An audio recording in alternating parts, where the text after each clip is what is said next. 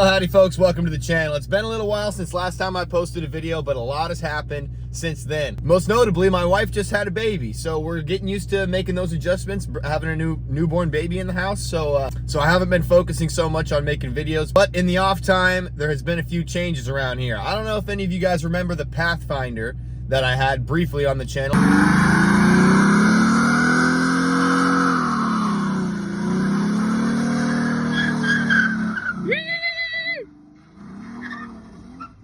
I didn't have it for very long, but I kind of got tired of that thing. There wasn't, it wasn't very unique, nothing cool really about that car. So I figured, let me start looking, trying to find a car to trade for, and I think I may have found the absolute best budget beater. That's maybe a little bit of a hot take, but I think that the Ford Crown Victoria is the absolute best budget beater that money can buy you. It's V8 rear-wheel drive. They're super reliable cars. They're absolutely plentiful, easy to work on, and they're just all around great cars. So let me show you guys this one. This is my 04 Crown Victoria. It's not a P71, it's a civilian model, as you could probably tell by the dash and everything. But it's only got 133,000 miles on it. I chopped the exhaust off recently for scientific purposes. So got a little bit of a rumble to her. So this is what she looks like from the outside. Exterior is pretty rough, but the paint on all these Crown Vics ends up like this at some point or another. So there she is. It's a little dusty under there, but it's an 04, so it's one of the last year. It is the last year of the drive-by cable, so I can actually rev it from under the hood. But boy, this thing sounds amazing and it runs beautifully. The only problem is it's got a little bit of an exhaust leak. The intake manifold probably has a leak to it. I mean, all of these things do. But let me jump back in the car. Well, let me jump back in the car and tell you a little more about it.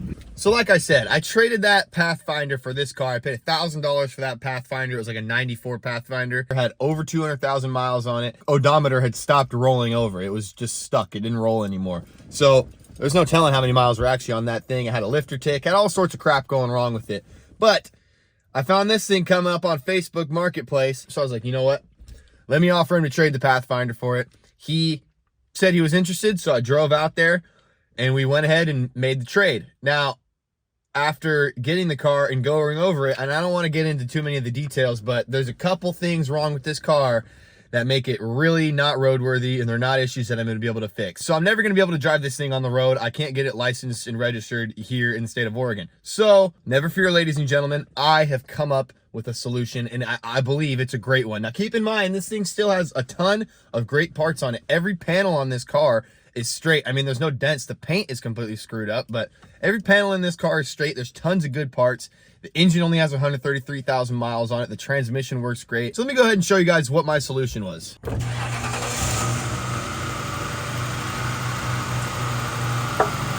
That's right, folks. Why have one when you can have two? So here we have them, folks. The akimbo cop cars, the dueling Crown Vics, if you will. This is a P71. This is a civilian model. This is drive-by cable, this is drive-by-wire. Single exhaust, dual exhaust. So, I mean, there's a lot of cool things that are different between these two.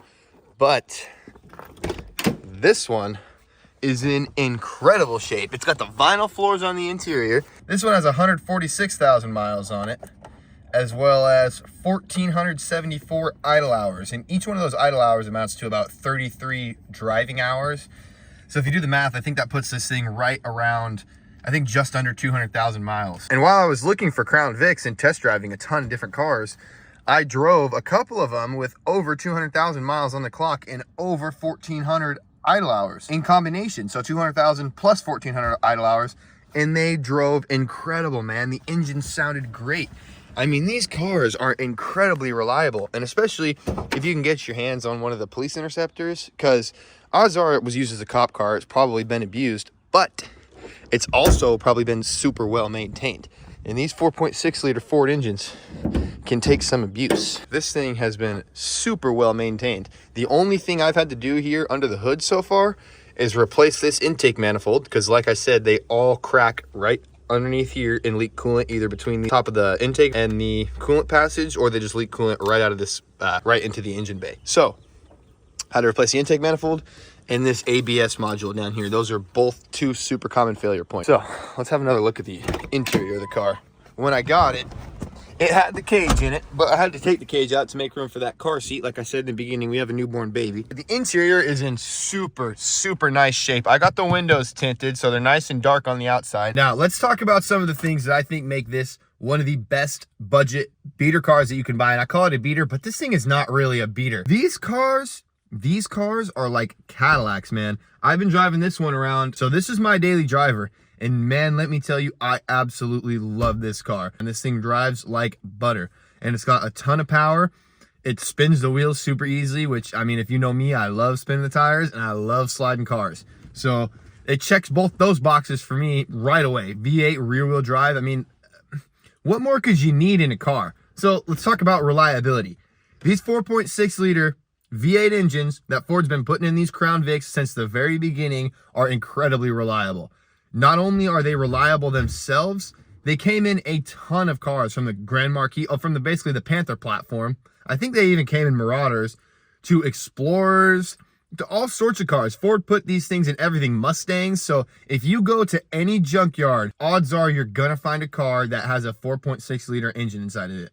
The other cool thing is most of the parts from all the cars that take these engines bolt right up. I mean, vehicles from the same year with the same engine are pretty much going to have swappable parts. You can swap anything over from the Mustangs to the Crown Vics to the Explorers, etc., etc. So reliability, not just in the sense that the cars don't break down, and the common failure points that they do have are relatively easy and don't threaten the life of the engine, but also reliable in the sense that parts are readily available and these cars are super easy to work on. That's another thing that goes towards reliability. Because if you have a car that's reliable, never breaks down, but when it does break down, you can't find parts for it, the thing's a pain to work on, how reliable is the car really? I mean, I want something that I can work on easily when it does break, and then I can find parts for cheaply and easily.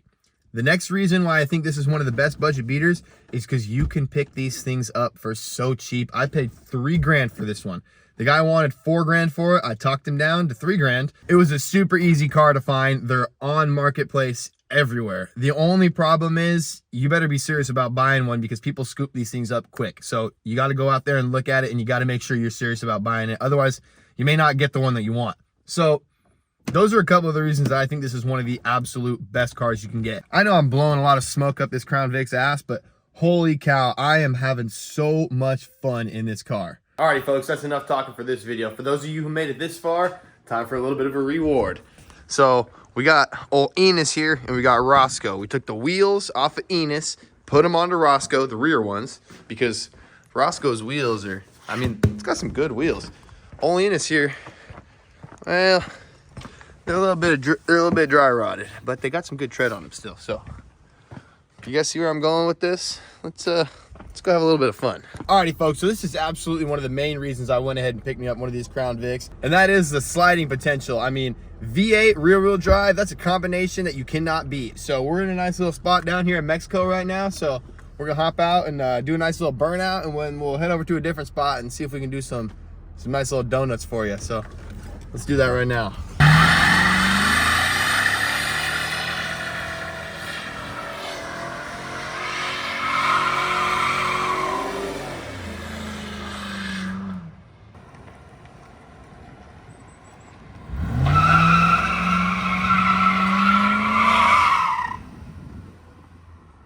Don't squish me, please.